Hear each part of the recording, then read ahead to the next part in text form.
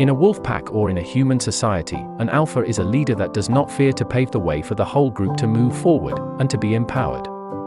They take the lead in spite of themselves, they learn and grow every step of the way, and by doing so, they inspire a movement.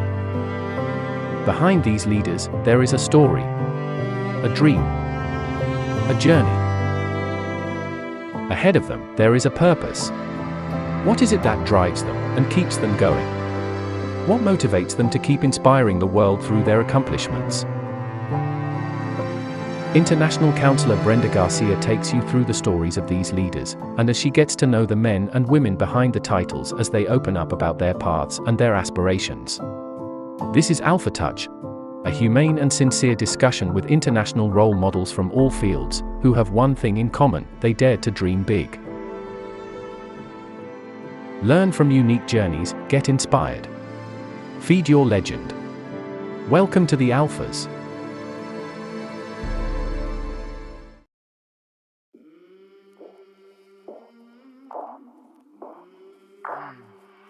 I came from the mud. There's dirt on my hands. After accumulating world records writing books and developing strategic partnership with Apple Books, Apple Music, Amazon, Kindle and Amazon Music, Barnes & Noble, and Spotify, Dr. Bak is proud to share his tools and connections with all of you. Hope they won't shoot me down soon. For those looking to write a book and to be distributed by the giants of the books and music industries, Dr. Bak is bringing to you the Alpha Protocols. The Alpha Protocols are a series of protocols allowing entrepreneurs, visionaries and leaders to narrate their thoughts into books, audiobooks combo, UAX and more. If Dr. Bak wrote more than 1.2 million words by himself, you won't have to, thanks to the Apollo Protocol. You don't even have to be a writer. With the Apollo Protocol, we are bringing you from an interview and 24 hours of your working time to a book distributed by Amazon and Apple Books within 30 days. When it rains, it pours. Water's up to my chin. From there you will have access to elevate your book to the other protocols available. The Echo Protocol will empower each author distributed by Dr. Bak Publishing Company to have an audio version produced and to be available on combo paperback, audiobook format, distributed exclusively by Amazon and Barnes & Noble. The UAX protocol is the ultimate upgrade of your book, elevating your book to blockbuster status, streaming with the artists on Apple Music, Spotify and Amazon Music. This is your bridge to the pop culture and to make your content contemporary. The Alpha Protocols are available through the services offered by Emotive World Inc. Welcome to the Alphas. I'm at my 92nd book. I want to reach 100 in 4 years. I have until the end of August to deliver. That's 8 books. That might sound like a lot, but last year I did even worse. I'm confident unless I drop the ball here. So 100 books within 4 years. More and more the challenge is which project we're gonna have the time and resource to dedicate to. My team is working also very actively to get me a spot on Netflix and Amazon Prime to have our own show. The podcast, it's also exploding and we'll have to record more and more. So doing this, like this today, it's kind of my usual now. I used to struggle with this because I have to look my best. Today, I just show up. Hopefully you like what you see.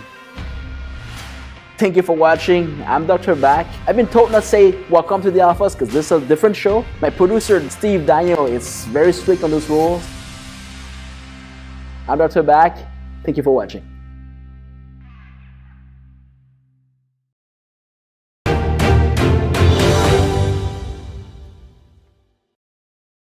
Today we're writing another book live. This is my 100th book. Let's take a pause and a deep breath. 100 books. I can still imagine that I am 100 after 4 years. You guys have been with me since the beginning. Tell me your thoughts.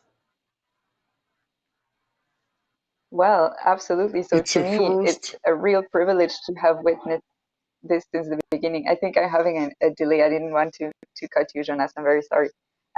So I have witnessed Dr. Bak writing since his actual very first book. So I remember him coming to me saying, well, I wrote this book. I'm trying something new. I heard that this could be an opportunity. Why not? I think I'm enjoying it. I'm not sure. And then he started writing and writing, finding his own voice, his own style. I saw him evolve through this, finding his own thoughts as he was writing, and just this fact of sharing on so many topics, and incorporating more topics and more topics every time he would cover something different. So I've seen this evolve, and I'm really proud of what he's done. And he's absolutely, we know that he's a creative guy, and it's a privilege to have witnessed this since the beginning. So thank you, Bak, for this. I'm fan, but I'm getting red. Thank you for the kind words.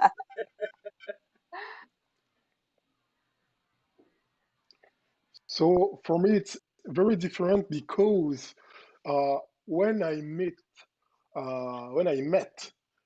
back, it was only a 15 book, uh, and he was already a world record. So I interview him for that, and after I see him going through a momentum. So right now he's in 100 books, and I hope in the future, in 40 years, it will be at 1,000. 1,000. So, Are you so writing them with me? yes, yes, I am with you. So some people say, why he continued to write a book after one after another, and why he did that and continue to do that. And I just answer, why not? Why not? It's all about the audacity, the character to push to push his own limits, and we will figure out if he have has a limit or not.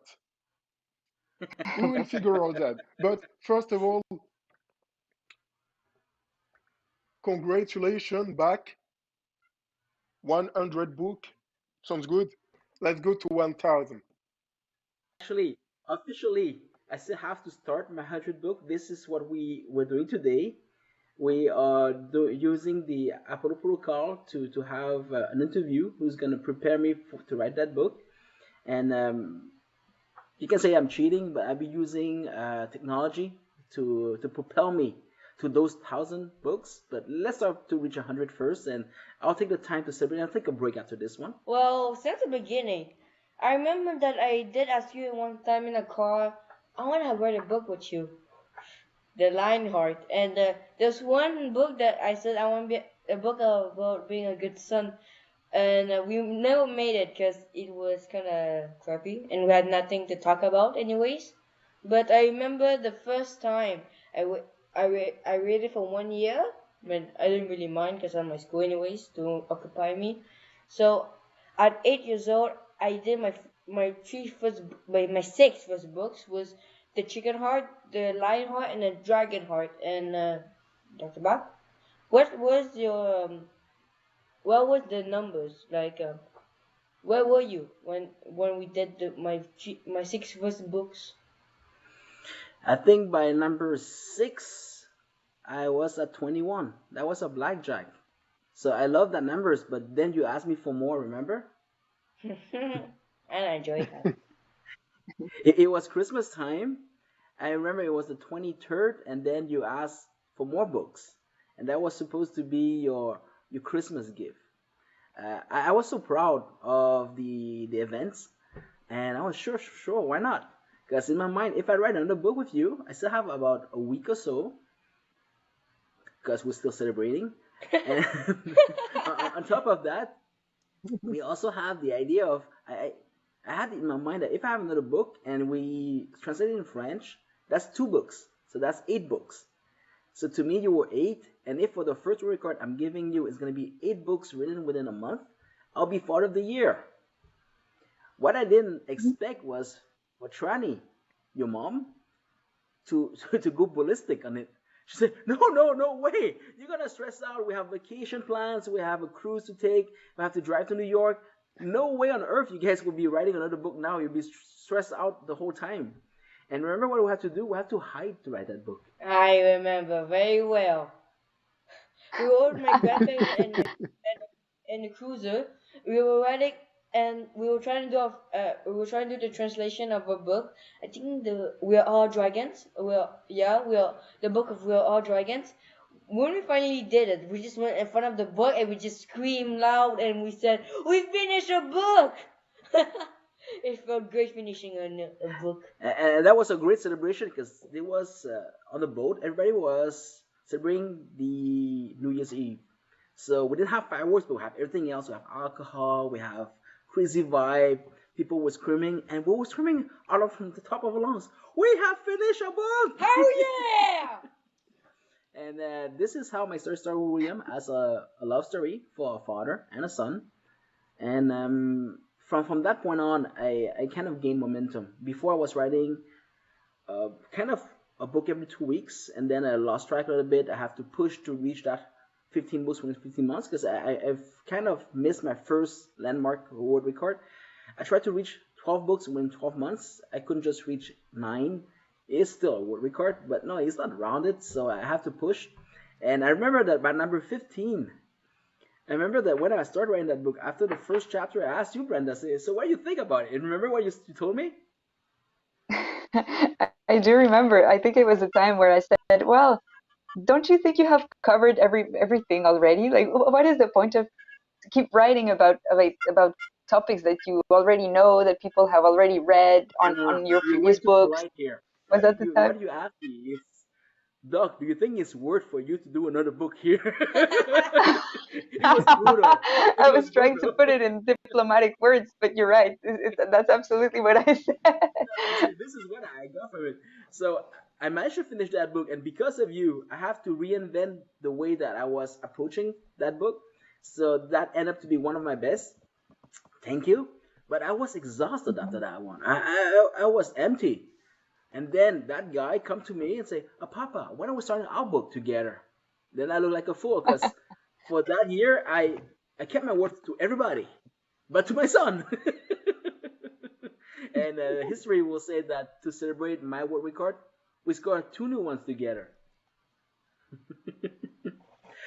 That being said, this is for the celebration. Today, you're joining us because I am reaching my 100th book. I just finished number 99 this morning, and it is submitted to Apple. So maybe before the end of this interview, it will be available on Apple Books. Kindle and Amazon will be following within the next few hours. That said, Nice.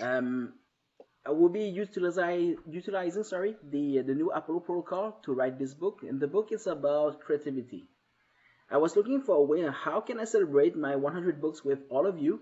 And by the way, I'm very grateful that you're here with me. You were my friends, protege, and kind of core team towards this crazy journey that nobody believed in but us.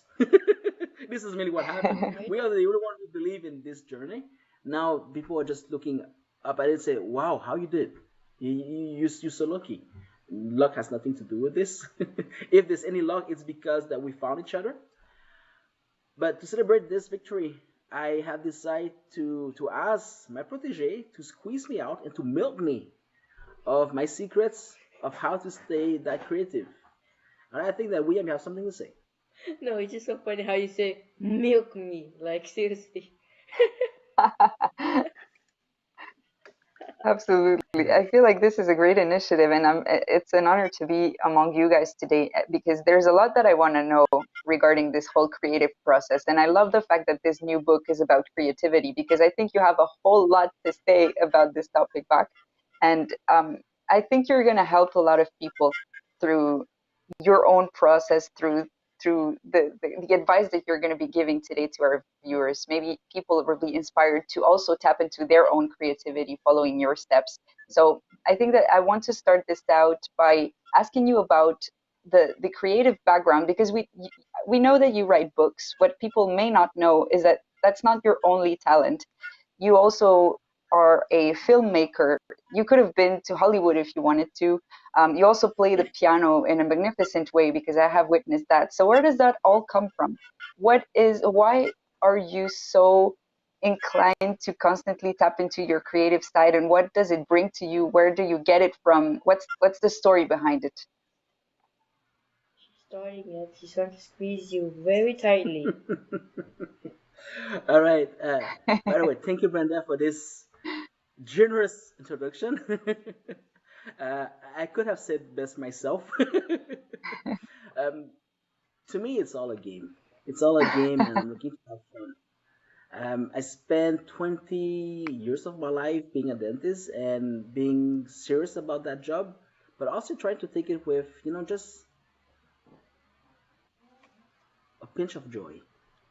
And playing music was my way to reconnect with myself and just to stay true with myself because you know that I always I'm an artist at my core. And then my parents want a doctor out of me, so I've been through that process. I can tell you that it's a long and painful process. Um, but I find ways to kind of adapt.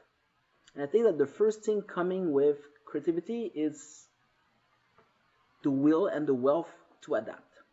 When you find a problem and you don't stop at that problem, this is where you're gonna start kicking in your creativity. And creativity, just don't get me wrong, we're not inventing anything. We're just rearranging what we know and we put it in a way that we can leverage our way through what we have to live.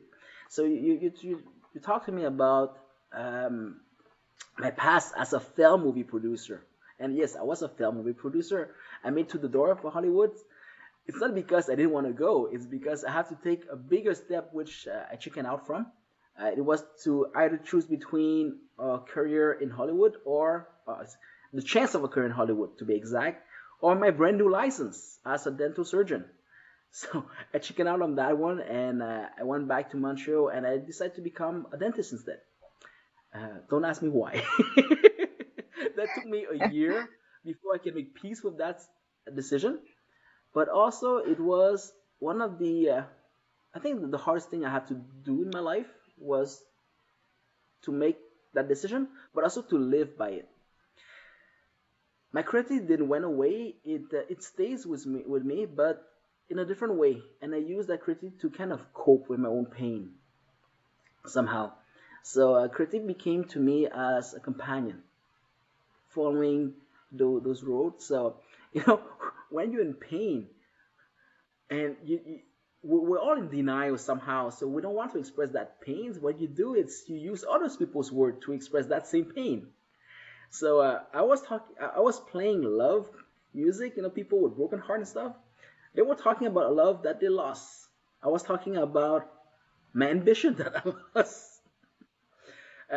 So this is the kind of the story of how I play piano. Going on, that was also one of the easiest way for me to keep in contact with my soul. Even today, I still measure the progress I am playing piano, especially when I'm improvising, with where I am concerning my intelligence. It has become a gauge to me. This is about piano. You asked me about movie producer. It's mainly about getting a message through. And everybody has to go through the message. But when you have means like movie producing, everything becomes bigger, bolder, and you can kind of put into a message also your projection of the future. So to me, until this point, that was still the best way for me to just project a better world, project kind of my vision of the world and what can we do. Being a dentist, it was way harder to do. And this is how eventually I came up with Change the World from a Dental Chair. That came out when I was giving a speech at the John Molson School of Business. I don't know what hit me, but I was just there and listened to people, and I took the mic as no, I was one of the speaker, and I just said that if I have changed the world from a dental chair, you're all in a better position than I am to change the world. People love that tagline because I was the only one in the world with that kind of tagline of change the world from a dental chair. But mainly what I was saying here is I did struggle a lot to kind of cope my choices with my own nature. And again, this is what creativity kicked in to help me cope. When you're creative, you can kind of reinvent yourself, reinvent your storyline. Not saying that you'll be discarding the truth, but as a movie maker, you have the power to edit your story. So you'll be cutting out the part that or too long and the part that you don't like as much, and you'll be squeezing the action part. So now you have a momentum. So it's all depending on how you're going to tell that story. If you're going through this kind of let's say process, you are having a tale to tell. And this is what I've done for most of my life. It's because I was suffering. I need to find a way to justify that pain. And pain in a story. That's the high of the story. Because that's the challenge that the hero has to meet. Every time that a hero will overcome the pain or challenge, they upgrade. So I didn't say that I wish to go through that again, but that was my way of coping. So creativity has really been a savior to me, and it never left me, if I may. So that was a very, very long question. I don't know if I answered your question, but I can tell you what was going through my mind as I going through the process of the last 25 years. Nice. Nice. Nice. I I have a huge question for you, Dr. Bak.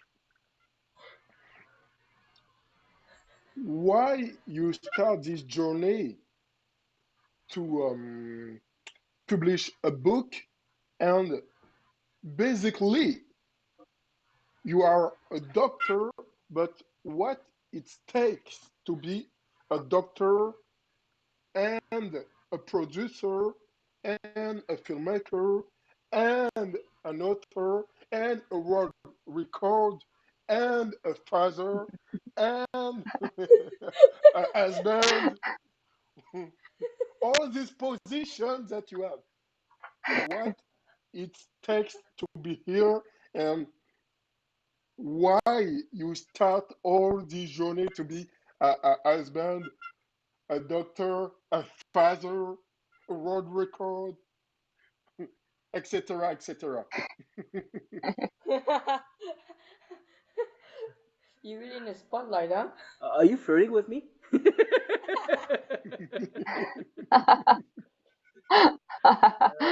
Jonas, I'll tell you the truth. It's we do what we have to do with what we have in hand. So yes, I'm all of the above. How do I manage? I don't know. If I was asking myself this question, maybe I would never wake up in the morning and leave my bed because there will be too much. But if you go through from one to the next and you just go through the flow of it, you'll be amazed of how much you can achieve within a day. I know that my big promotion was when I became a father. The day I became a father, you know that those shoulds, those if, those but, they all disappear. Now it's all about when and what's next. So basically, this is what I kept. This is for the efficiency of things. Now going through this, you still have to live your life, so I try to keep the fun in it. And I think that fun will be the main glue that puts everything together. And by fun, what I mean, it's how can you have fun when you change diaper? Trust me, you find ways. If not, it's gonna be hell. How do you find fun when you have a book to write? No, the first book was kind of a therapy to me. The second one was hell. But the third one is like what I'm doing, but I'm already awake, and let's do something with that time. Over time, I start to enjoy the feeling of winning. I know that everybody will be enjoying winning, but when you keep pushing and you're the only one running.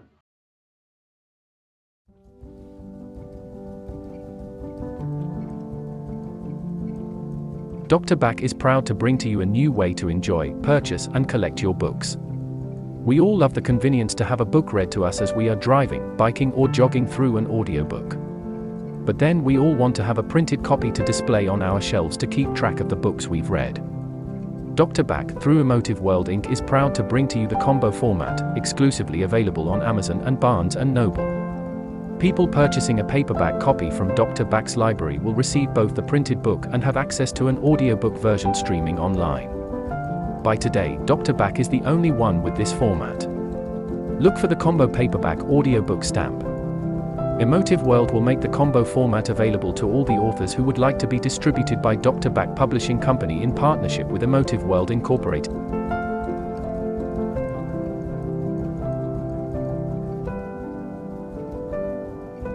Welcome to the Alphas.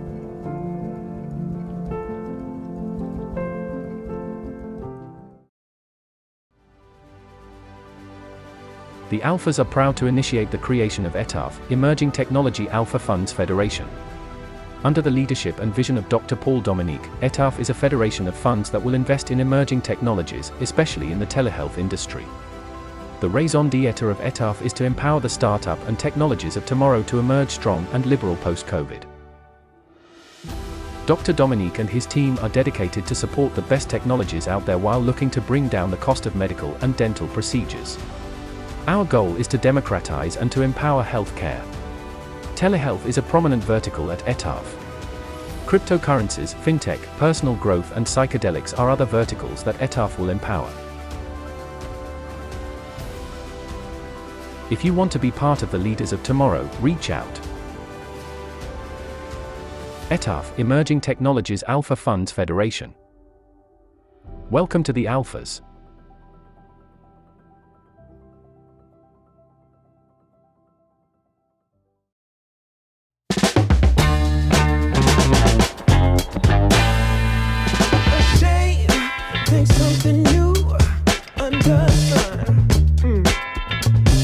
Avoir un impact, créer sa légende, et surtout pourquoi le faire?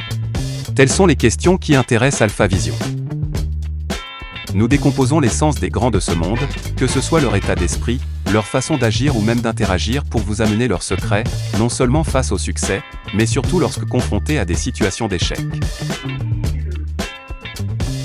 Alphavision vous rapporte les leçons de leurs défis, ainsi que la synthèse de leur réussite, et ce, sans langue de bois. Au-delà de leur expérience, vous aurez accès à leur sagesse, à leur compréhension du monde, à un point de vue différent, savoir ce qui les façonne. À vous d'avoir les mêmes armes afin d'avoir une ascension sur l'échelle de vos accomplissements.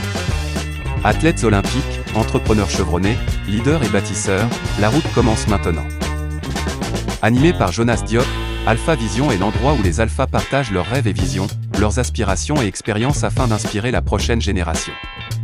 Entrevoir le futur et le mettre en marche, voici les maîtres mots de ceux qui marquent le monde.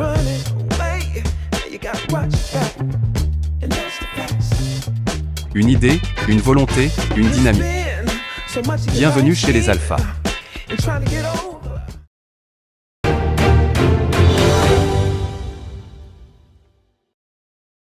Well, 100, I'm tired, but I won't stop here. And this is what has been fun to me. Not to prove people wrong, but to see how far I can go. Now, you mentioned a lot of things, from a doctor to a CEO to a father to etc., etc. All of those are, to me, resources to just keep being creative and being productive. What I mean by that is, as I'm a father, I found my inspiration to become better. And to become better, I had to change. That was a new story to tell. Because every challenge that I face in real life is like, oh, jeez. But in a book, it's like, oh, wow. How am I going to survive that one? And as you write it, how am I going to survive that one? You have no clue. But then you know that you have the next chapter to write, maybe the next morning. And so you have to provoke something in your life to have something to write about. So I kind of use my creativity and kind of boldness of announcing things in advance, even just in the book. And then I push myself to live up to that point. You asked about being a CEO. If I weren't a CEO, I wouldn't have the chance to meet with you guys. And God knows that you were part of my evolution. Yeah. On paper, I'm your mentor, you're my protege, in real life we are friends and we love each other, but somehow you were the companion who keep coming back to this rocket, who keep just it's the age of SpaceX. You have a rocket, you go to space, you go back, you clean the rocket, and you go back again. So what I learned through our time is I cannot ask any of you to be part of each mission with me. I know that I'll always be there by the next mission, but you guys were the ones showing up again and again, and that kind of give me the belief that when everything was just thin air, when doubt was at the door, we had something real going on. And for that, I'm truly grateful. So to answer your question, Jonas, is this is the kind of the power of abundance. If you do a lot of things, you'll be having a lot of result and you'll be dealing with a lot of people. You can either just accumulate them on your desk and have now a ton of things to clean up and to sort out, or you can leverage each of them to move from one to the next. Don't have too much expectation on other people, but just the fact that you have to go from one to the next, you are changing. And because you are changing, creativity will kick in just to say that, okay, how can I justify that change? And the more original it would be, or the more crazy it would be, the better the story will be. This is somehow how I wrote my own story, and this is how I managed to do more within the last 4 years than within my first 40.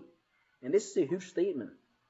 How did I do it? Yes, we talk a lot about momentum, we talk about speed, but I think that the key to the secret was the fun, but the fun was coming out from creativity. You have to rewrite those narratives in a way that you feel that now I'm a hero, or geez, if I screw this one, I just screw up my storyline. I don't have a book anymore, and the book people are waiting for it. Um, so even this is a game that can be fun, and on that I think that William can tell you a lot about, because you guys are sharing adventure with me, but as soon as you had enough, you have your break. William is stuck with me from one show to the next. So William, would you like to compliment on what I just said?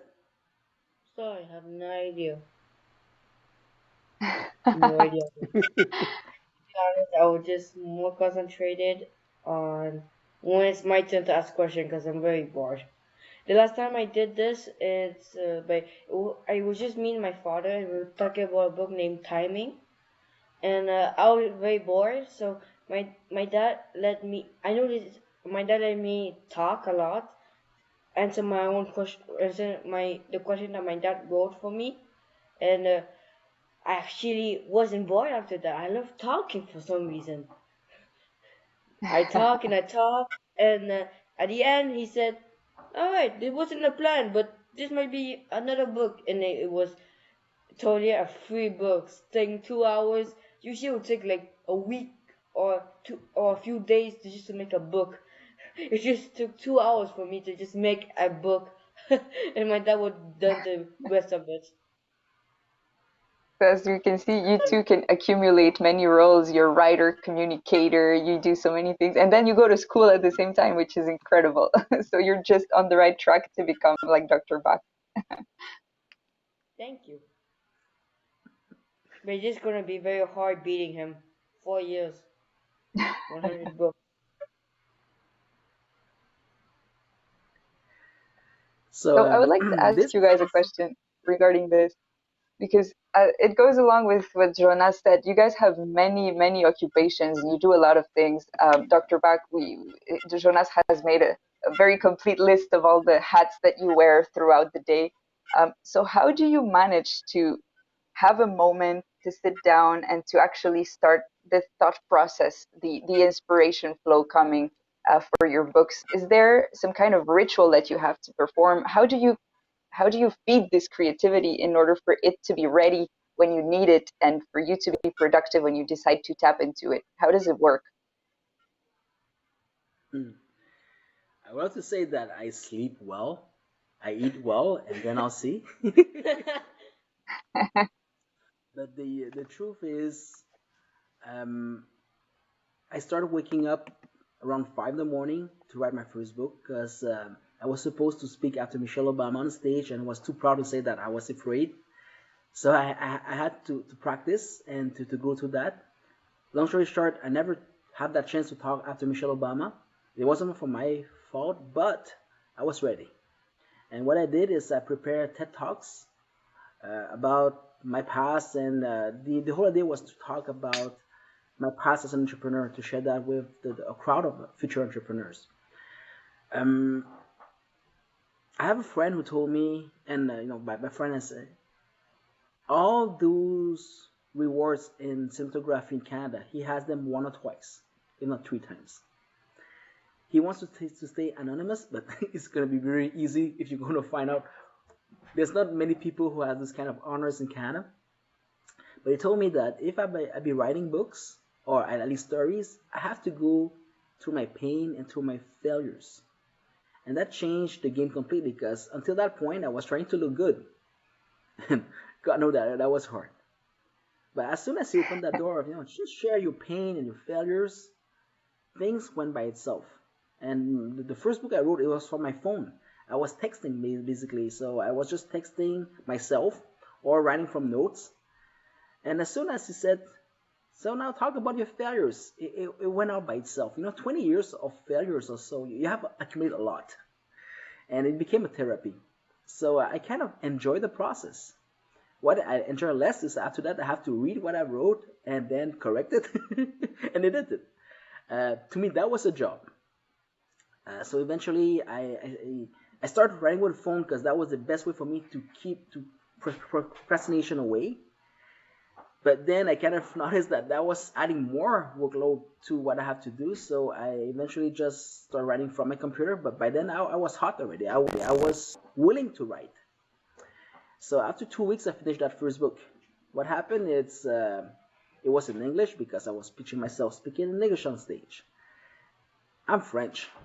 So every time that I write in English, I have to think twice or three times. But then I kind of noticed that what I just did is to turn my back on the people who raised the French Quebecer who opened their arms to me. So I didn't want to be one of those immigrants who, as soon as they succeed, just gonna turn their back on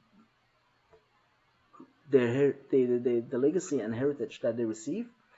So I rewrote the whole book in French, just to be truthful to my core, to be grateful.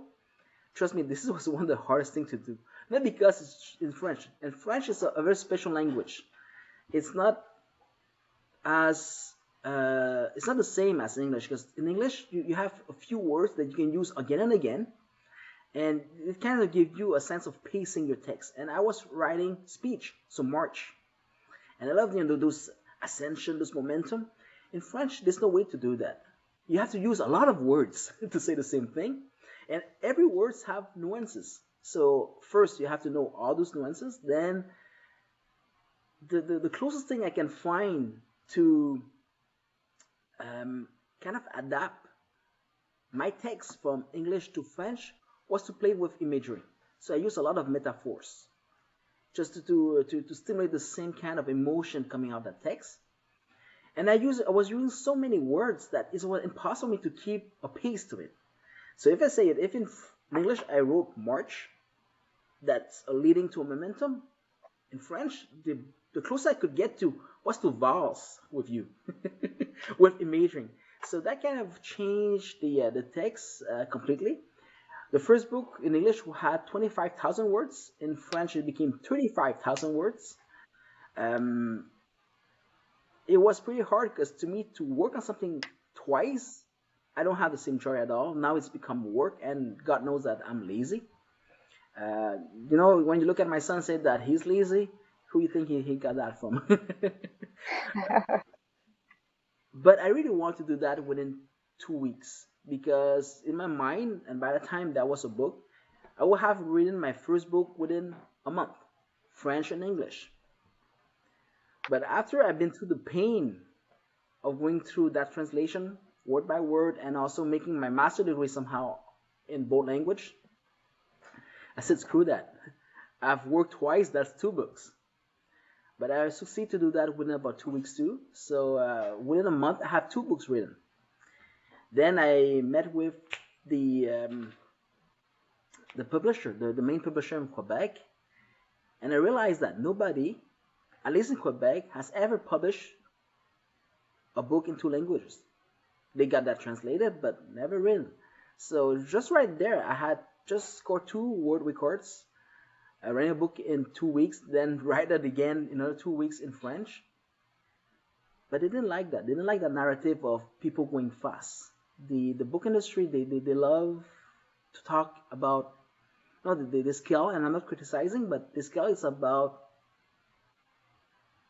having the perfect masterpiece. Time is not thing that's matter. It's not a race. I'm a business person. I'm a doctor. Numbers are what keep me on the loop, on track. And writing a book is an exploit to me. Doing that within 2 weeks, that was what I was proud of. To do it again in 2 weeks in another language, that was what I like to talk about.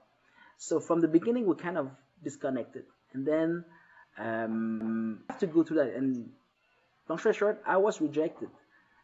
Those manuscripts were not what they were looking for.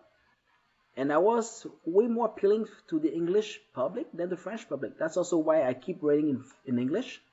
And today it's kind of my second nature. But waking up at 5 in the morning, I had time. After those 2 books, I took a few weeks breaks.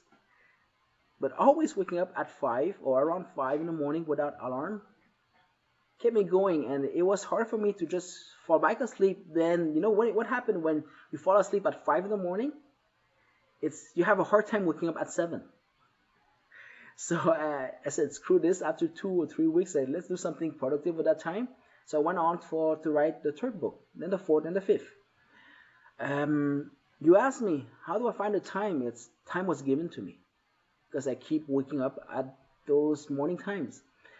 Then when you start a book, you have that excitement of starting something new. So it kind of goes by itself.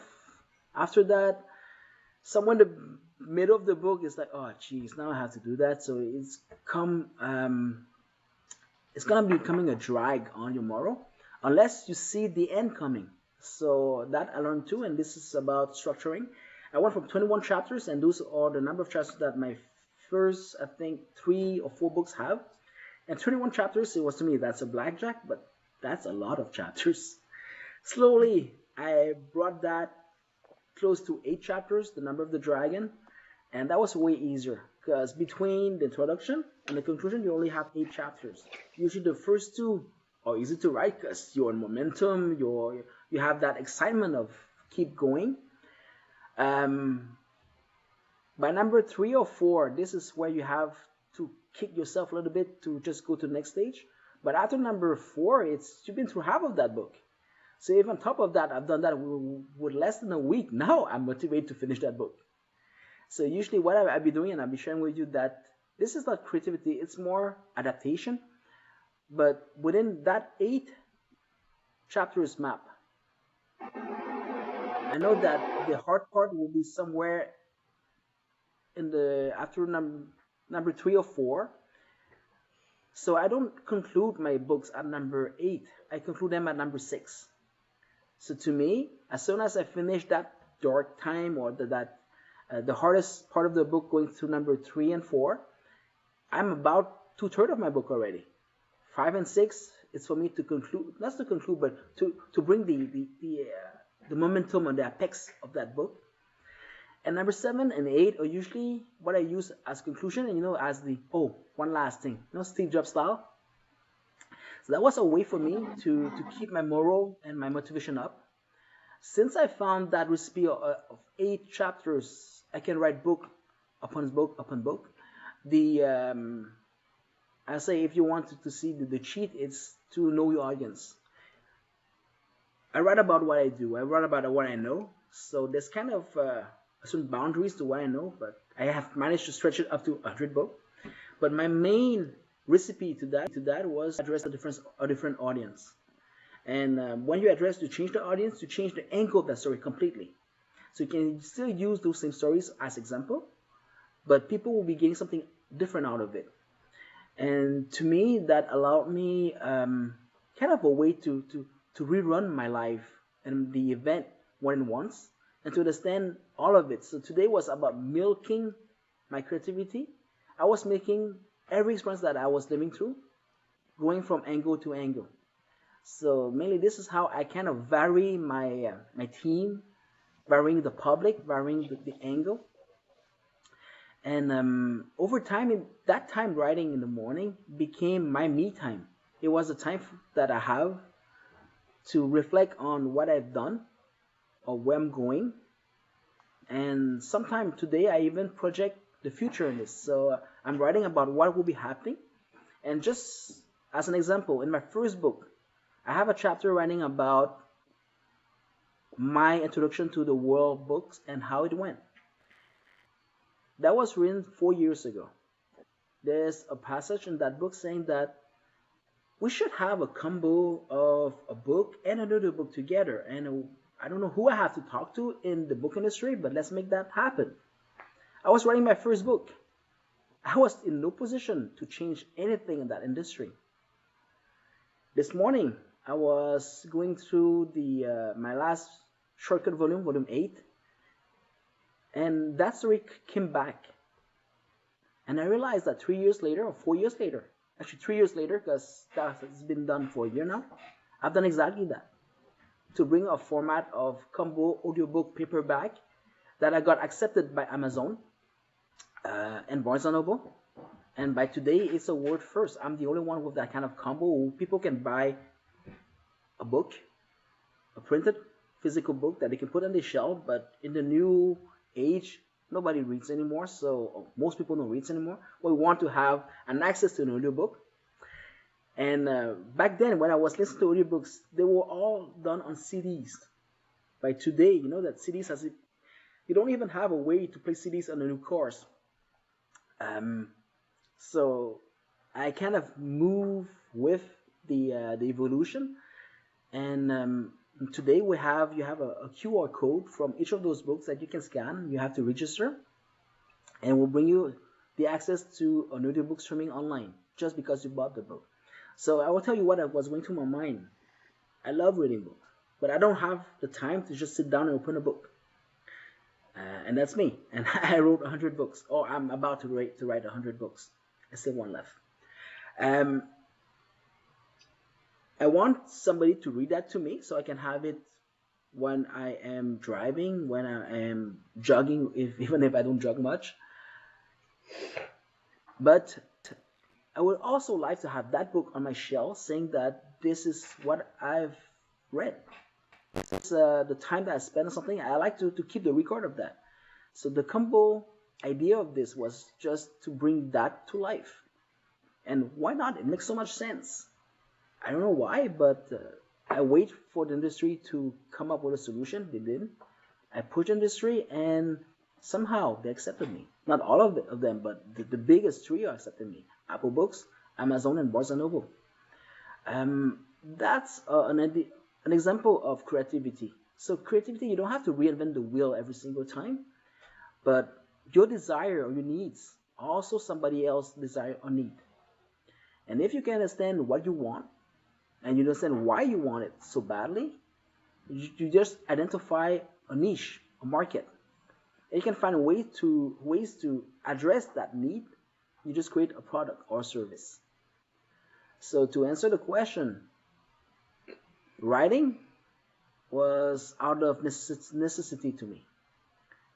Then I keep pushing the limit to the next level because walking, I found challenge, I found inefficiencies, I found kind of void that I can just feel. I would like to say easily, but that will piss off a lot of people. But it wasn't that hard because I was trying the way already. So I used my resource and what I knew to just package a new way of doing things, the way that I would like to see, to consume myself. I will tell you that today I'm saying this with all the humility that I can have, even if I am very bold and confident.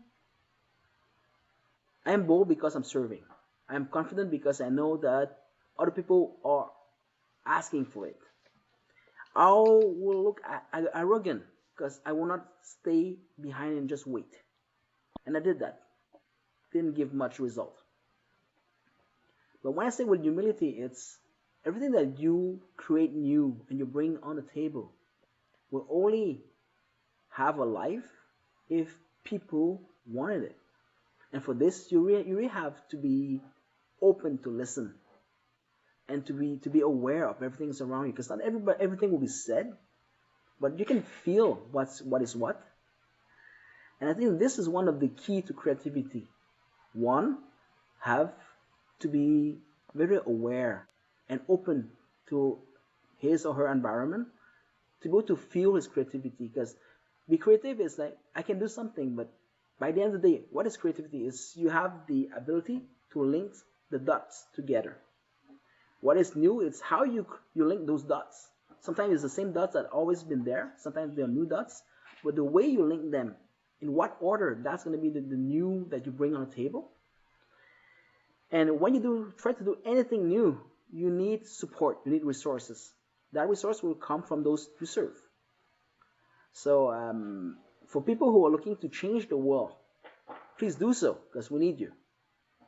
If you want to survive that process, make sure that you are humble enough to listen, to be aware, and you listen to people's need.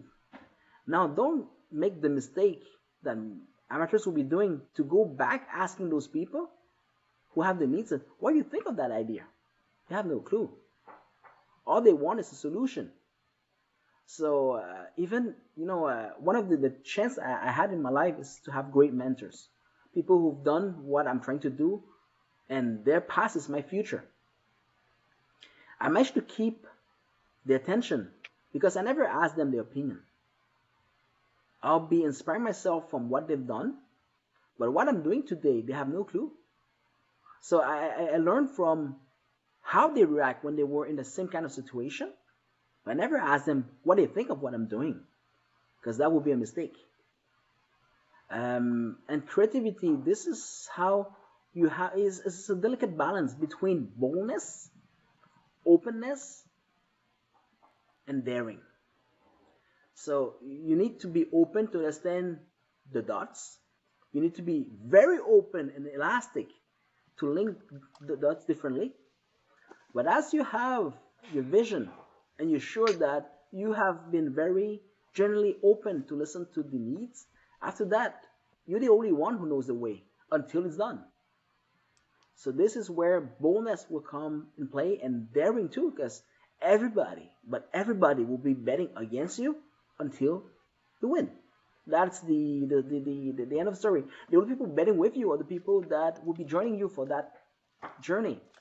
And most of the time, don't ever stop asking them what they think, because now they're panicking and say, "I thought you knew where we were going."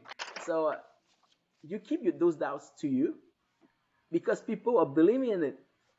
Use that few to just propel you forward, because until it's done, it is air, and you're the guardian of that air until it's done. I don't know if I answered your question, but this is somehow how I use creativity, how I leverage on it, and how I keep staying relevant to the public with that creativity. And that's also would give me a chance to answer Jonas' question. When will I stop? Maybe 3 years after I die, or 4. I like that. I like that so much. So I have one last question. Um, have you been in the situation that you were to gas out or have the blank page syndrome, and how you reload, re-engage, and restart on your path to greatness? All the time, Jonas. This is the good part of it. When you write 100 books and you have a plan of all those 100 books, it's a waste of your time, because mostly if you plan it from the beginning and you're just executing it, that's mean that by the end of your journey you haven't learned much. You're just executing what you had as a vision at the beginning. So the fun I'm keeping in this journey, I never know what the next book will be. Not never. I have an idea, but I'm very open to change my plans.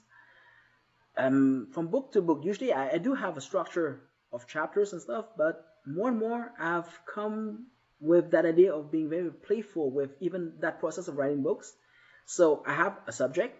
I know the mapping, which is going to be 8 chapters, but I'm very open to see where those chapters are coming from. And most of the time, after chapter number 3 or 4, I've been through everything that I wanted to say.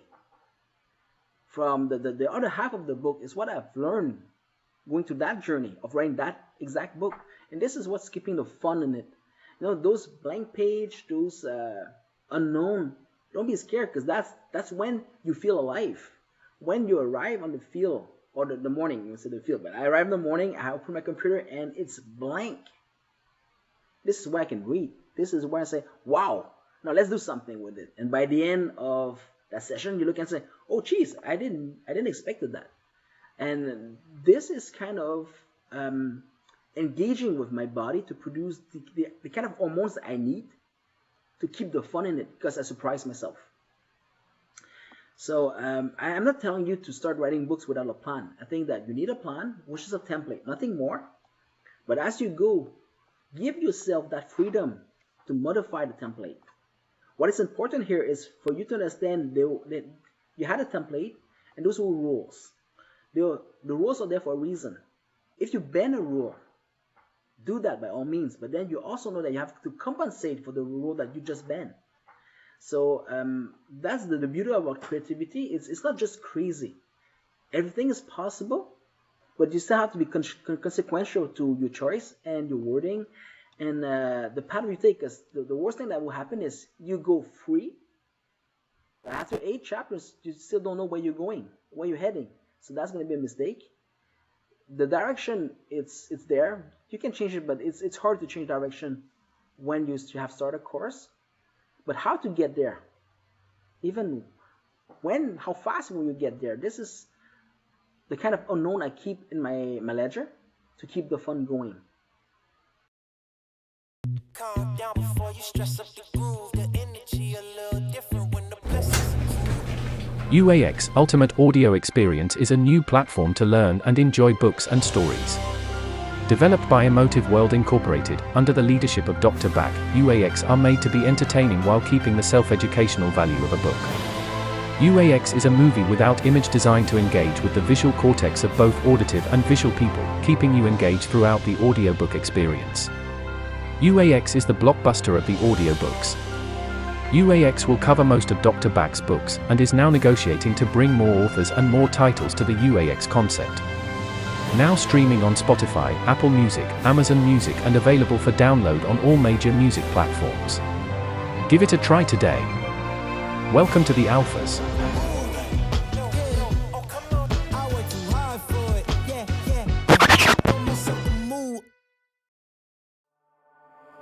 With the AMP, Alpha Merger Protocols, Dr. Bak and Alpha experts will be advising and helping companies and startups to join the big leagues, aka the stock market.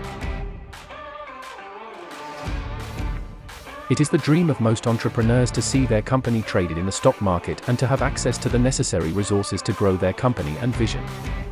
Through SPAC, special purchase acquisition companies, which have the favor of Wall Street and of the investment community, Dr. Bak and experts of the Alphas will be prepping companies to successfully merge with a SPAC. In other words, to be traded on Wall Street. The mandates are on a one-on-one basis. More and more experts and Alphas of the financial world are joining in for this particular purpose. If you have a company and are looking for the ultimate evolution, if you are a startup in the era of digitalization and are looking at huge market and still looking for capital, reach out. You are the next big thing. We are helping you to acquire the funds to make it so. Hundreds of billions of dollars are waiting to be invested as we speak. Welcome to the Alphas.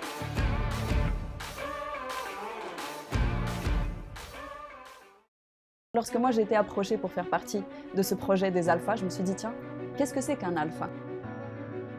Pourquoi moi je me sentirais concernée? Donc tout de suite, la première chose à laquelle j'ai pensé, c'est une meute de loups. Dans la meute de loups, il y a toujours le mâle alpha. qui n'est pas un dictateur, qui n'est pas tout simplement un leader qui va dire arbitrairement ce que la meute doit faire. Pas du tout. Le mâle alpha, c'est d'abord et avant tout celui qui va prendre soin de sa meute, celui qui va s'assurer que les besoins de cette meute sont bien comblés. Heureusement pour nous, chez les humains, ça n'a pas besoin d'être un mâle. Donc tous ici, on a cette opportunité de prendre ce rôle de leader et de montrer à notre communauté qu'on s'implique à avoir espoir pour le futur. En tant que femme, en tant que jeune, en tant que citoyenne du monde, j'ai un mot à dire et j'ai envie que nous partagions ce que chacun d'entre nous avons à nous dire. Mon nom est Brenda Garcia, ceci est COVID Economics. Bienvenue chez les Alphas.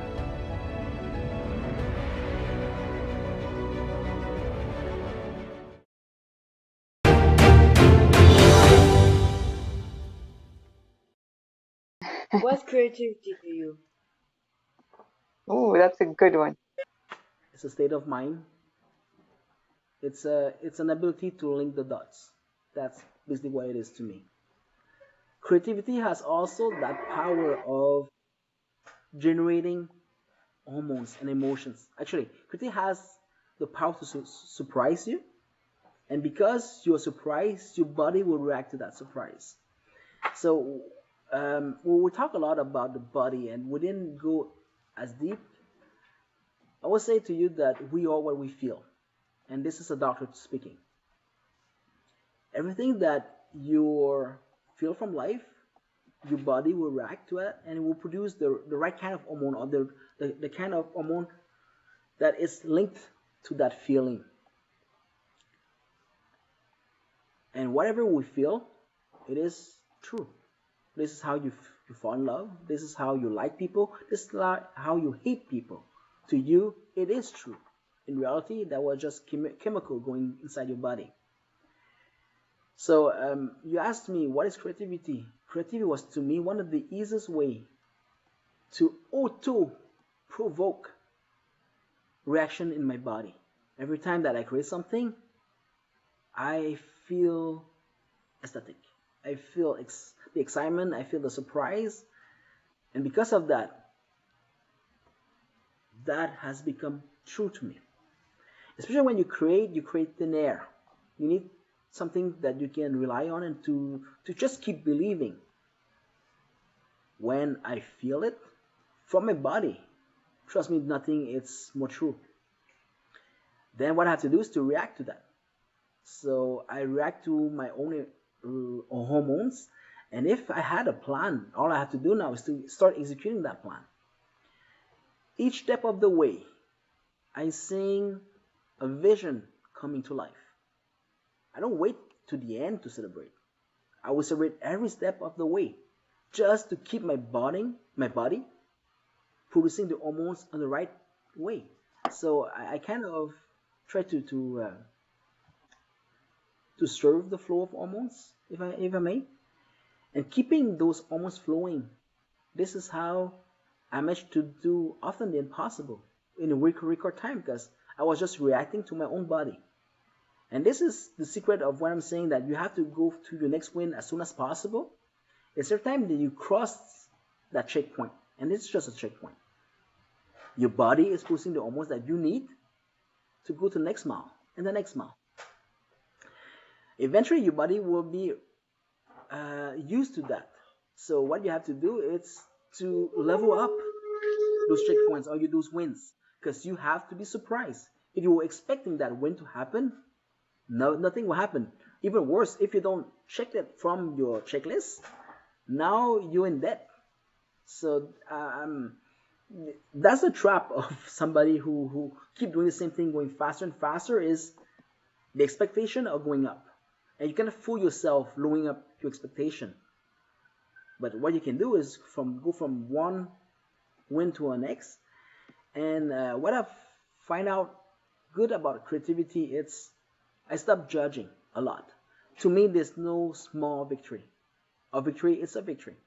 So if I am stuck on a challenge that it's going to take more time for me to solve, what do you think I do in between? I just jump on a side victory. And that's still good hormones. You know, like when you say money is money, hormones are hormones.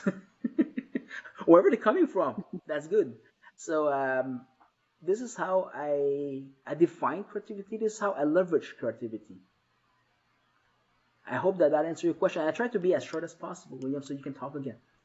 What drives you? I'm sure that you might answer that already, but I want to squeeze it very, very tightly.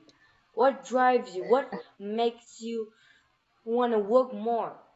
What makes you wake up at 5 a.m. and while I'm sleeping in my bed like a little baby? What drives you? What makes you want to do books? Like seriously. Like I used to remember at first I woke up, I see you in the book. I just said good morning. You said 1 second. Trust me, it takes more than 1 second just to say hi. But what drives you? I'm very curious. What keep me working? Nothing will keep me working. I hate work. I like to win though. I like to have fun. So first thing is I have to convert everything that I have to do in a way that I can win and I can keep the fun flowing. I told you that when I wake up in the morning, that's not work. That's my me time. That's the time where you're not around to distract me, and I can have the time to just write when I need to write. And writing, it's not just about writing the next chapter of a book. It's about making sense of what happened on that subject, or in between what happened between the last chapter and this chapter.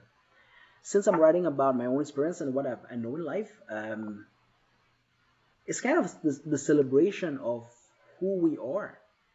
Because even if you've done a mistake, that's your chance to leverage over that mistake and say, what can I learn from it? If you win, and especially if you win at my pace, trust me, most people don't even realize yet that you achieved something, and by the time that they realize that, you're too busy because you're on your next mission already. So right in the morning, that was my time to be generous with myself, saying that, okay, let's celebrate that win, even if nobody knows it. And William, you can be the witness to that. But even you, that you're so close to me, you're always late understanding the next victory that I've just scored. And that's fine, but writing was to me a way to speak with myself. And I know it might sound very sick and narcissistic, but that was the only way I can find somebody or a partner that can go at my pace or even surpass me. It was when I was looking at myself. And when you look at yourself without filter, you also learn to see the truth very quickly. Not the truth, but your reality. That's always from your perception. So when I was looking at myself, everything good that I've done, it's okay, good job, let's celebrate, but then I have to move on. Because even those medals will be just burdened within my next journey. What I can get rid of, it's my liabilities, my defeat. Those are the ones I keep close to me, not because I love them, but there's no way to get rid of them until you solve them. So what I've tried to do is I won't be fighting a fight that I know that will end up with a loss. I'm not giving up. I'm just putting that aside until I have the resource for a rematch with the odds in my favor. That said, it's all about generating the bonus of your body, right? So what I do is I'm going to just take another challenge in between, one that I have a chance to win, and I'm going to use those set of hormones to keep going. So, when we were younger, we had exams. Some of you still have exams. What do you do when you go through a list of questions that you don't know the answer? You go to the next question. And I don't know about you, but most of the time, or half of the time to me, by the time I go to the next 10 questions, the answer I was looking for at the question I don't know is within the next question. And most of the time, I'm laughing by myself there, but I use the same mindset as I approach my challenge in life. I am at the cliff. I don't know how this one will end. Let's just take a pause, move on to something else. And as I'm going to have the right tools, the right mindset, I have become more powerful to come back at that cliff. That will be easier to solve. I wrote that about a chapter this morning, saying that people will tell me that I've been fleeing my demons all my life. and I'll be the first one to admit. But you know what? You go into that mentality of always building up yourself from your hormones, from your next win. By the time you came back, the time I came back to my demons, because I stopped feeding them, they were tiny. They were insects. And the reason why they were insects, there was two reasons. First of all, I grew so much. Second of all, I starved them to death because I didn't feed them the whole time. I just put them in the freezer. So yes, I have to solve them, but no, to solve a comeback with an insect, you learn to be kind and generous more than fearful and combative. And this is what I've realized until now. Have I fought all my demons? Mostly. What's ahead? I don't know, but that idea of just feeding what is of your concern and what you can change right away is keeping me flowing. And again, this is about momentum. How is creativity help in all of this? Is to keep that. You know that those doubts will always come back to haunt you until you have a narrative that's going to explain to you otherwise. And that is your creativity. You need a reason. You need a story. You need a challenge. Even put some appeal around that demon. By the time you mean that demon, it's okay, I have to go through this because behind the door there's a huge prize. Again, you just change your set of hormones going. You're going from fear to greed. I don't know about you, but I prefer greed to fear all day long.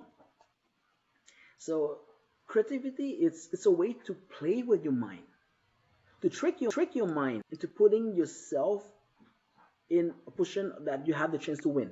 You cannot win. Your mind is not enough to just make you win.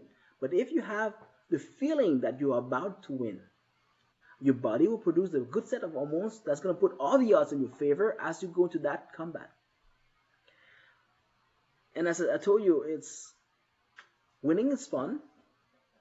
But if on top of that, you starve your enemy, which are your fears, your demons, or whatever, trust me, that fight, it's a cool one. It's not an exciting one, but it's a cool one because you know you won right from the start. Eventually, you have to tackle something that are bigger, but I'm lazy. I will opt for the easy way out. Even though I have come in fights that I'm David and there's two Goliaths in front of me, not one. But those are the one I can avoid. All those I can avoid because I can foresee. I will avoid and foresee. And this is kind of age talking. It's when I was your age, William, all I want is to break and knock down the wall. Put any wall in front of me, I will knock it down. Over time, I kind of noticed that that's taking a lot of energy, it's taking a lot of time, and this is the energy that I'm putting on the table. So I learned for time to prefer speed and ease to knocking down the wall.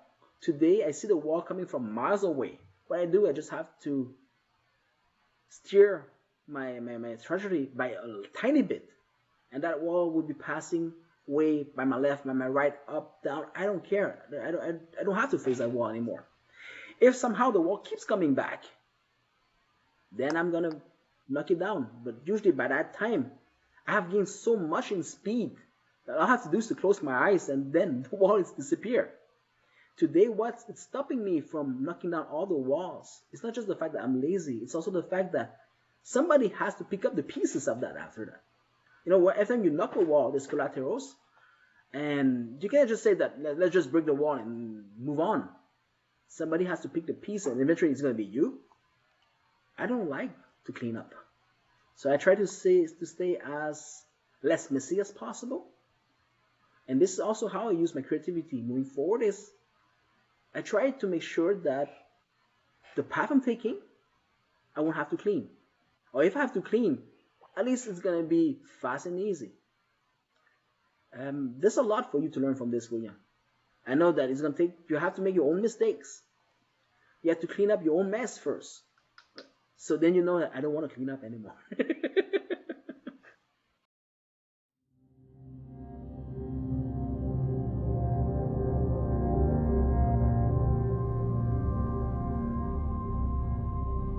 In The Rise of the Unicorn, Dr. Bak is joining forces with his friend and mentor, Dr. Jean Desers.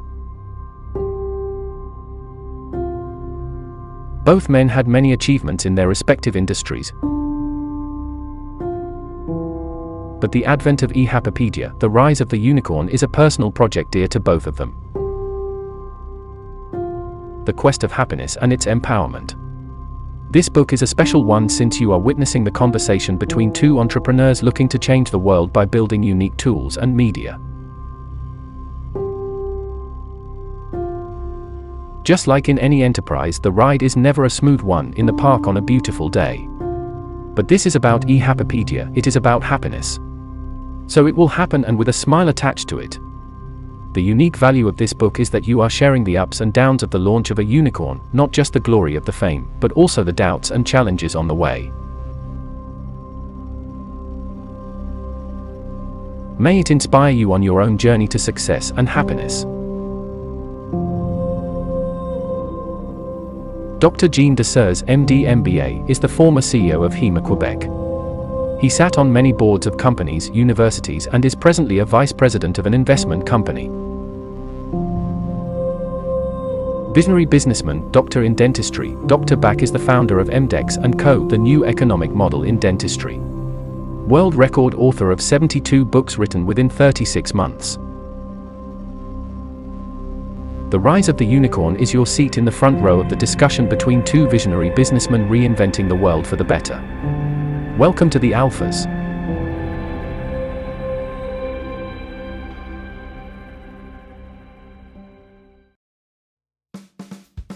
Hey, I'm Dr. Bak. Welcome to the MX Mansion.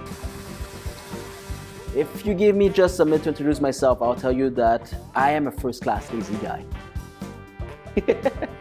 With everything that you heard of me, everything you saw from me, I did all of that because I'm lazy. Being lazy doesn't mean that you don't have to do shit. It doesn't mean that you don't have to go through shit to get things done. So for as long as you are focused on the result, be as lazy as you want. Is that progress? If you ask me, if you are minded on the result, that's progress. Today I'm proud to say I'm lazy. I'm Dr. Bak. Thank you for watching. Yeah, I'm lazy. Hey guys, I'm William Bak and I'm trying to do a challenge.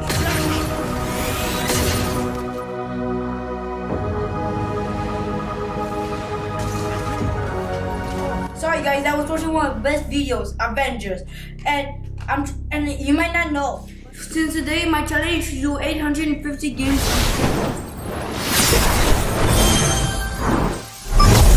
50 games in PS Now and Plus. You know what's the challenge? Doing each game on PS Now. I'm not sure how many games are a day, but I'm sure I don't do them all.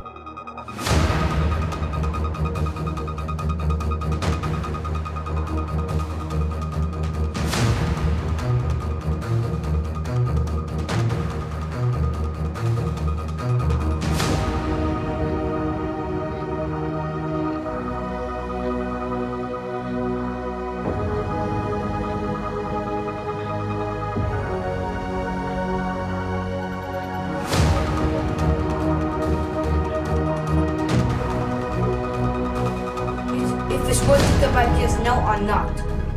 And I promise you guys I'll do each one of these games and I'll describe them and do the beginning. But it's up to you if you want to continue the game or not by buying PS Now.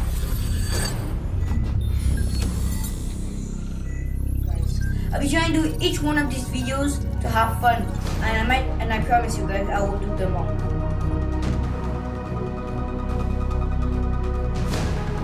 When I'm back, don't forget to subscribe, like the video, and click the bell. Bye guys, see you next time.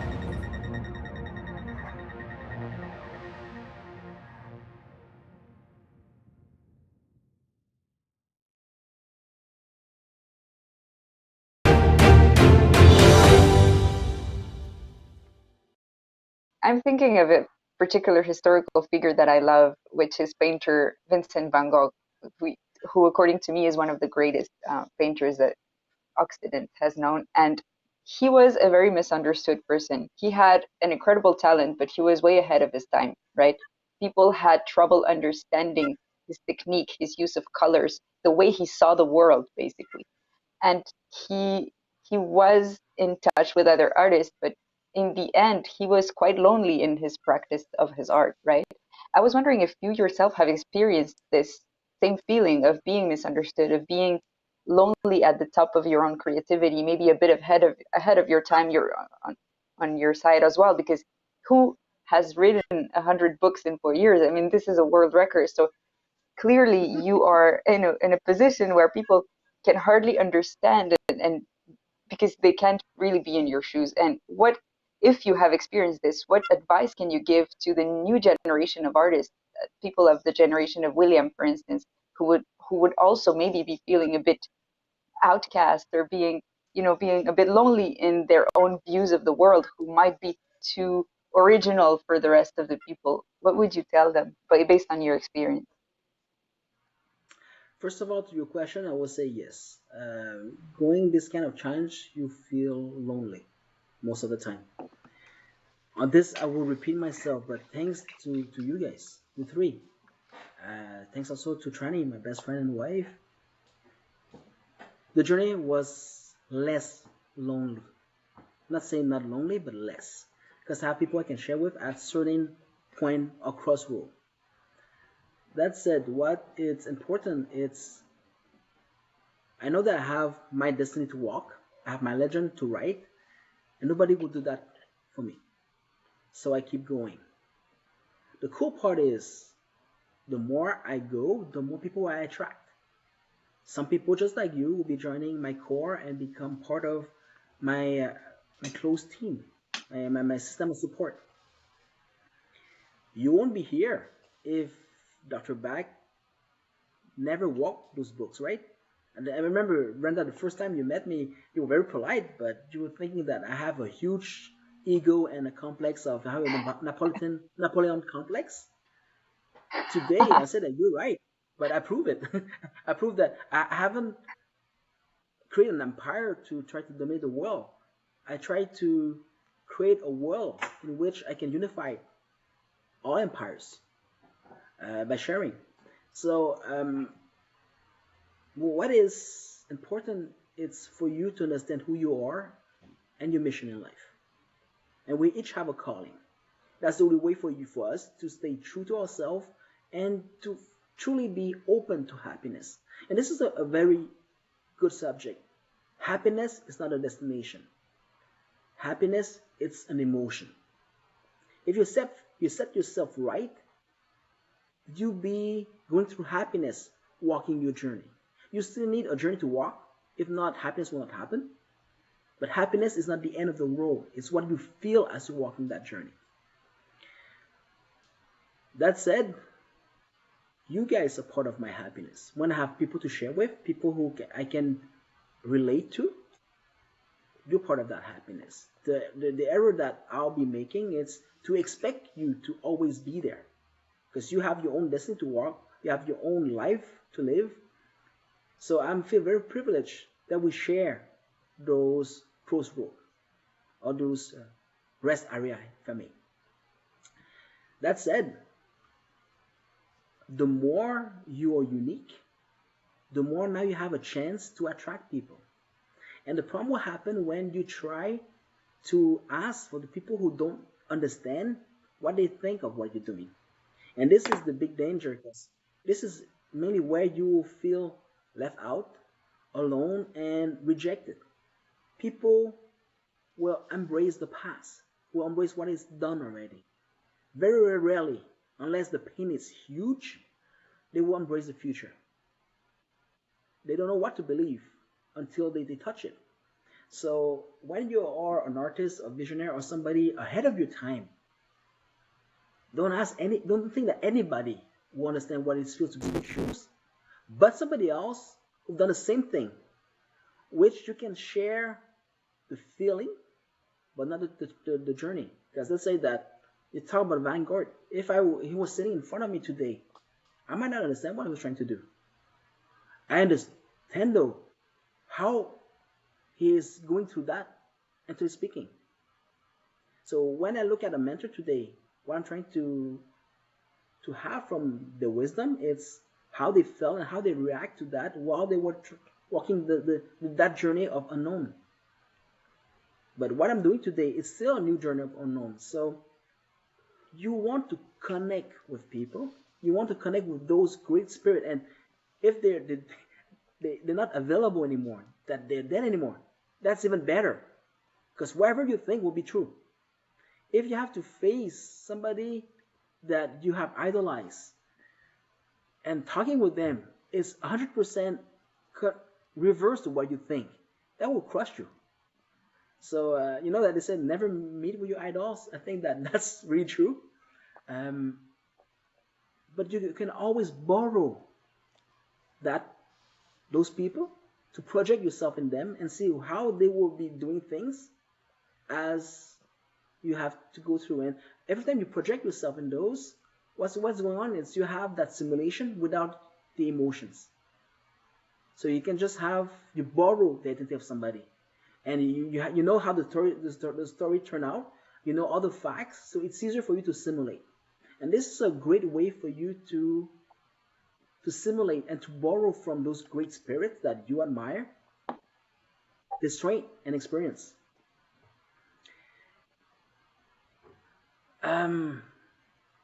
The last advice I would give here to people who are trying to travel their own path, which everybody will have to do sooner or later, will be that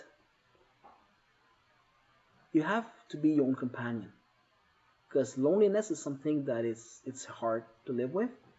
But if you can be your own companion, not saying that to love yourself and become narcissistic, but you have to believe in yourself. You have to cheer yourself up. And that's the only way that your body will produce the hormones that you desperately need to move forward. You need to take the time to acknowledge your wins, to see where your denials and also get rid of those, to cut as much as possible your anchors. And that can only be done if you're true to yourself. This is not just for a matter of writing a legend. I think this is going to be good advice to anybody going through life.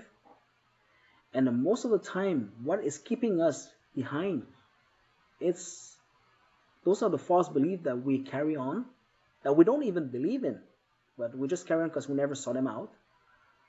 The doubts we have, and that thirst of looking for recognition or looking for approval.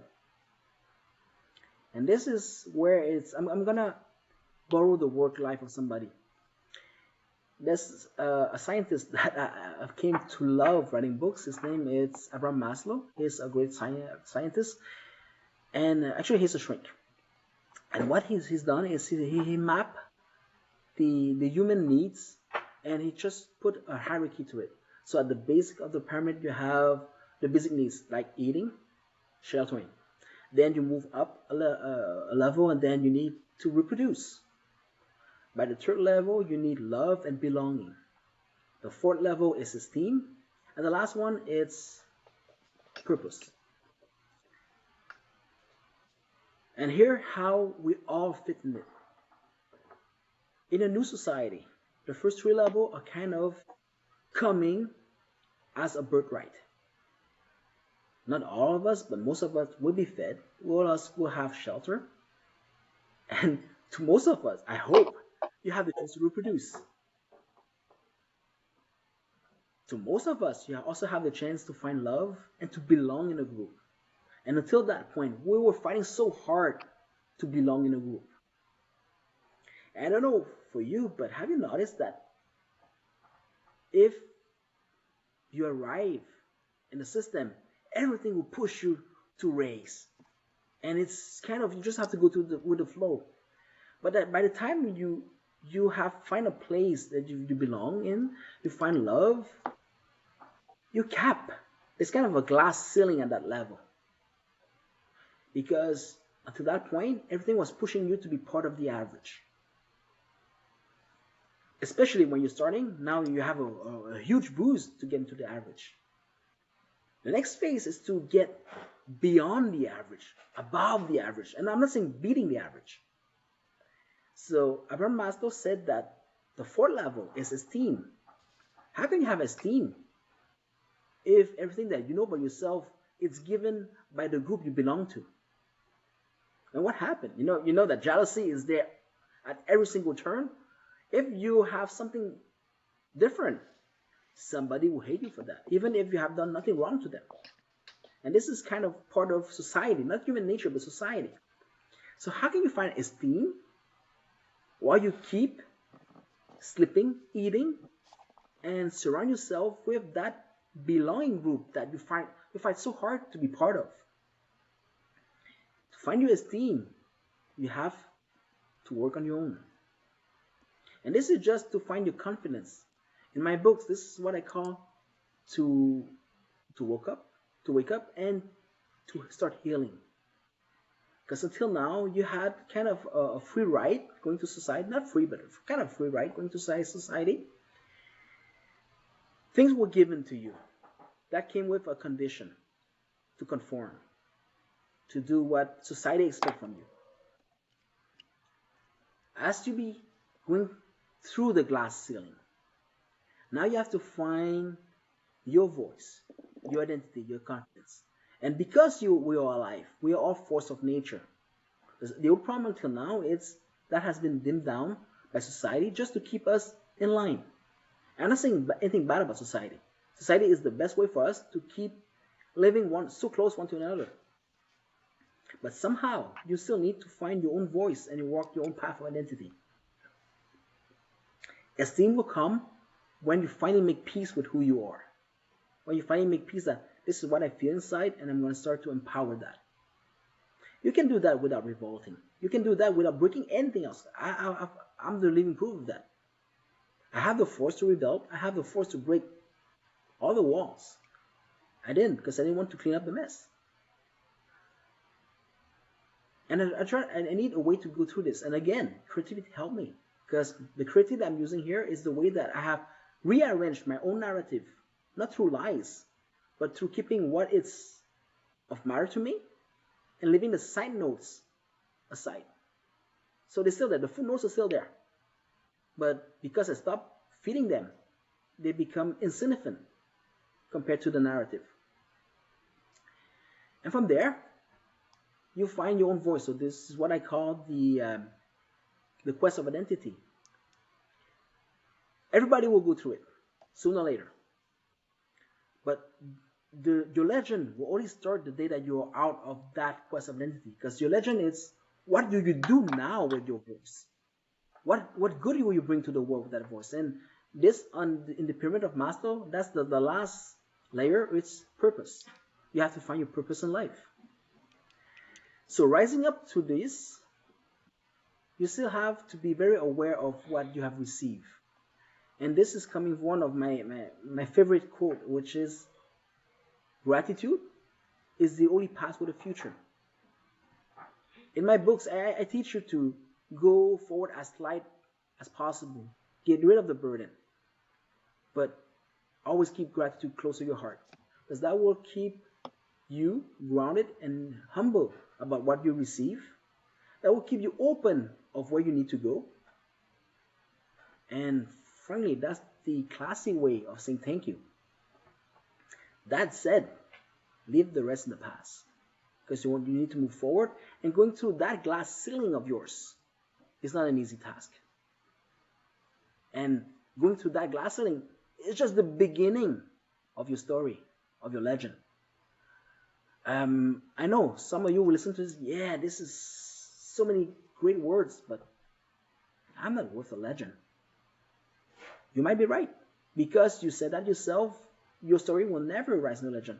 You will still have to go through the same process, but because you wait for so long until you reach your identity, you'll be running out of time to write your legend. That would be a shame, because you are alive. And because you're alive, the force of nature is still in you. Have you freed them? Have you empowered them? That was your choice. For others, who's going to just jump on it as I always knew that I was Superman. The power is within you. And I'm going to give you a key to this. emotions are your key. Emotions don't lie. If you feel something, somehow it is how at your core you're wired. And because you feel that emotion, the sensation coming from your hormones will make it true. If you can connect with your hormones genuinely and daily, you're now whole and in symbiosis with life. Now your next phase will find synergy. How can you increase that energy available? And the only way for you is to keep moving, because energy is dynamic. And if you just stay still, you're killing your own energy. That answered that question of how to move forward, how to face loneliness, how to basically live your life.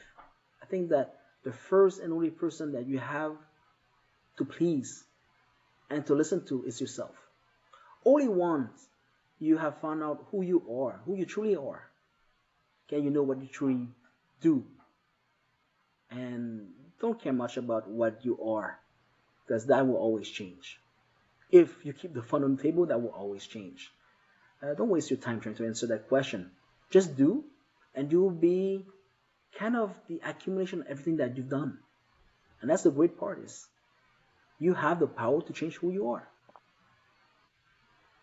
If you ask me, that's the biggest quote I would say today about creativity. It's you have the power to make who you are and will be.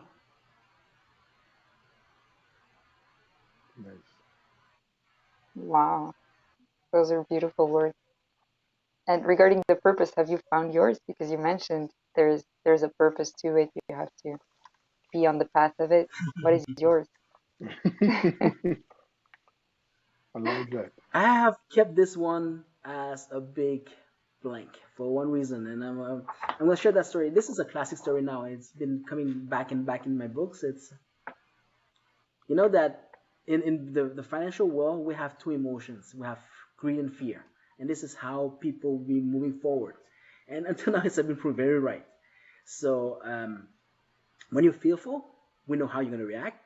When you're greedy, we also know how you're gonna react. And those are two very strong emotions. All of us have fear. All of us have greed, even if we don't admit it. That's going to be part of the denial process that you have to unwire. That said, I was raised Catholic. I was raised going to the church every Sunday, and I'm not saying that that's the way to raise your kids. I'm not raising my kid like that, but I couldn't change that. So that was part of my history. And by a certain time, I kind of know the Bible by heart, because you're always there and you hear the same story again and again and again, so you know all of them. But there's one who struck me. It's the story of a master with 3 servants. So the master went away, and he gave 3 talents to the first servant, 2 to the second, and 1 to the last. A year later, he came back, and he asked his servant to just appear in front of him. So the first one appeared and said, "Master, you gave me 3 talents, here's 3, and here's 3 more." The second is, "Master, you gave me 2 talents, this is 2, and this is 2 more." And by that time, talent in Roman time, it's money. Today, I think that they keep that word to just mess up with my mind, but okay, fine, I'll take it. So the last one, looking at his colleagues, said, "Oh yeah, now I'd like to find my talents." And he went out in the field, and he dug out the talent that he buried a year ago. And the reason why he buried it, he was so insecure of himself that he was just afraid of losing that talent. So he put him safe under the ground. So he dug it up, run back to his master and said, "Master, you gave me a talent. I was so afraid that I lose it. I'm so proud that I haven't lost it. Here it is." And it's all covered in soy. And the master looked at him and said that, "Okay, give me that and you're fired. You're just a lazy piece of And he took that talent and gave it to the one who already have 6. So the moral of the story is, you have to leverage on what is given to you. And whatever you're not doing with will be rusting. And eventually you have to face the Creator and answer to the talents that you receive. So all the blessing also curse. I had a dream about a few years ago, and I was in front of St. Peter's, and I have to go through the corridors to my final trial. So I was preparing myself, and I was like, okay, this is what I'm gonna say, this is how I'm gonna present myself, and hopefully there's nobody else that's gonna just top what I have to say.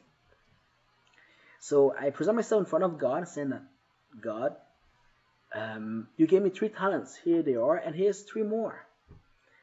And then something very special happened. He was too surprised to be angry, but he's gonna just stand up and he'd be looking down at me and saying, what are you talking about? I gave you 10. And I woke up all in sweat. I was wet and sweaty. That was a warning. Because what would I do if I thought I received 3 talents and he gave me 10? So the leverage I'm having out of this is I kind of managed to put my only fear, because that fear have overridden all of my other fears. It's so big that I don't say that I have no fear, but this one surpassed all the others. And I find a way to trick myself of putting in the next life the only fear I'm having. So basically, if you look at this, is I'm running to this life fearless, which is not true because I am very afraid of God. But that's the way I have kind of leveraged fear into greed. And this is how I'm going through this life. That's also why, if you ask me when I'm going to stop 4 years after my death, for what reason is the day I'm going to stand in front of God, I want to make sure that somehow my ledger is still adding up in autopilot by helping people, by helping you. When I take so much time sharing with you to help you grow, to help you heal. This is not out of nobility. I know I should say this, but let's be frank here. I'm doing this for myself, because everything that you do good will also appear in my ledger when I show up in front of God. This is also why I'm so genuinely want to help all of you, or those I can help. And going to that story kind of give me an edge. Most of the things that will keep you from greatness are your fears. My fear kicked my butt to greatness. This is how I kind of rearranged my own storyline. So yes, that story is the story of the master is in the Bible. That dream I really have. My creativity link the dot differently in a way that I can leverage on them. So if you want to understand the power of creativity, that's a great example. How can you turn liabilities into leverage? How can you turn fear into greed? Just have an example. I'm not sure I answered your question, but I hope this will do. Thank you very much, Bak. This is very, very, very constructive. I'm sure so many people have really gathered a lot of great advice for their own journeys, for their own paths. And I really hope that you can keep inspiring us with, as Jonas says, 1,000 more books to come. And I'm sure 1,000. that I'll, and it'll be a pleasure for me to go through them all, because I want more and more of those pieces of advice. We want to know where you gonna stop, if you're gonna stop, and where is your limits. So we're following you through all the challenge and all what you will accomplish. But I have to say that I'm glad I'm not alone. I have two Jonas, I have Brenda with me, but at the same time, it makes me feel like I want to talk more. When you're on a meeting with my dad, I talk, but I'm all alone. I'm staying there. We have difficulty of mics, So I have to entertain the studio, have to entertain the viewers while he's trying to fix the mics, keep muting and unmuting, muting and unmuting. So I am very glad and I'm very grateful that I'm doing this. I'm not doing this alone. So thank you. And yeah, I think we really pushed it very hard. Push it. From the bottom of my heart, thank you, Brenda. Thank you, Jonas. Thank you, William, to be part of my story. To be here to celebrate the celebration of the 100 books together. Pretty sure that by next week, before the 31st, you'll be able to find it online. How to boost your creativity to new heights. That said, I will excuse myself because now I have to go back to writing. It's all about business, but we still need to have fun. You get it? It's all about business. I get it. You want to talk about creativity? You want to finish your 100 book?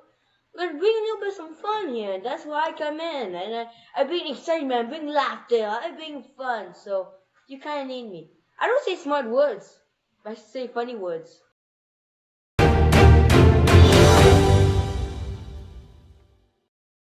What's an alpha? An alpha, it's the first. You ask me why we call ourselves alphas. It's because we're the first one on the scene. We're the first one with an idea. We're the one with vision. I've been asked once in an interview about me and my alphas. Let me just straight up the record. They're not my alphas. They are alphas. The job I'm doing here is to just ease the connection between people with vision, between people with have the drive to do a difference, and people with the need to contribute. Those are alphas. If you look in the Greek alphabet, alphas just mean that was the first. And if you want a certain continuity to this, a first will have to be followed by other people. So just like common wisdom will say that a great leader will not gather more followers, but they will help more leaders to emerge. This is an alpha. An alpha is somebody who will lead by example, trying to provoke a situation, but also to inspire others to join and to do even better. So by no means we are different. By no means we are special. What is special about us, alphas?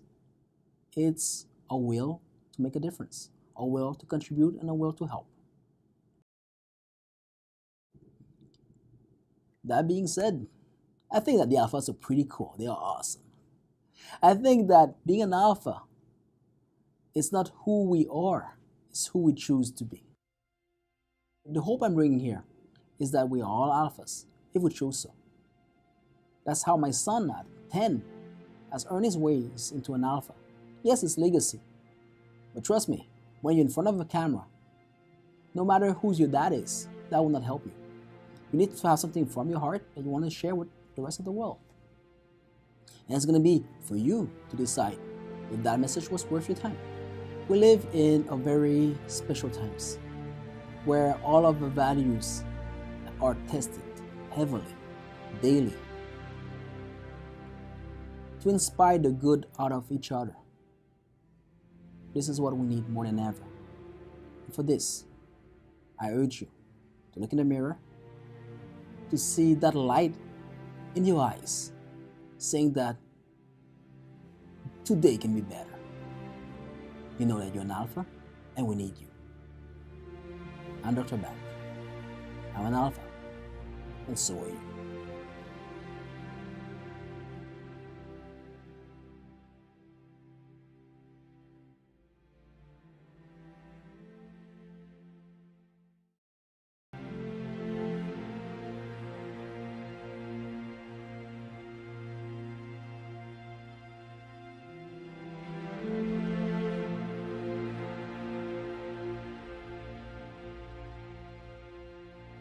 A year and a half ago, I was stuck home looking for answers. Actually, I was facing depression. I was trying to run from it. Then I opened my laptop, I connect to the internet, and I started writing. The alphas came on board. The Alphas are all the people that are coming together to share a vision, expertise, to build a better future. I will take this opportunity to share with you what's next. Today, the Alpha has a shot to reach Netflix, Amazon Prime, and even the big American networks. It's not done yet, but we have a shot. A year ago, all interests were aligned. That didn't take too long for all of that to fall apart. Very quickly, we fall back into our own habit of competition, of jealousy, of just trying to be better than the guy next door. Is this really who we are? Especially in COVID time, we're all looking for a way to move forward. So we're traveling around Canada to understand that from one place to the next, things are different. And we want to make sure that we cover as most bases as possible. We have a great legacy now. We have a great heritage. We are part of this country, and we are citizens of this country. We're citizens of the world. For those of you who are eager for more, who would like to reach for something bigger than yourself, it is our duty to take that legacy to build even a better future. Welcome to the office. I'm Dr. Bak. I stand for Canada. I stand for prosperity. I stand for peace. Standing on top of the world in Canada.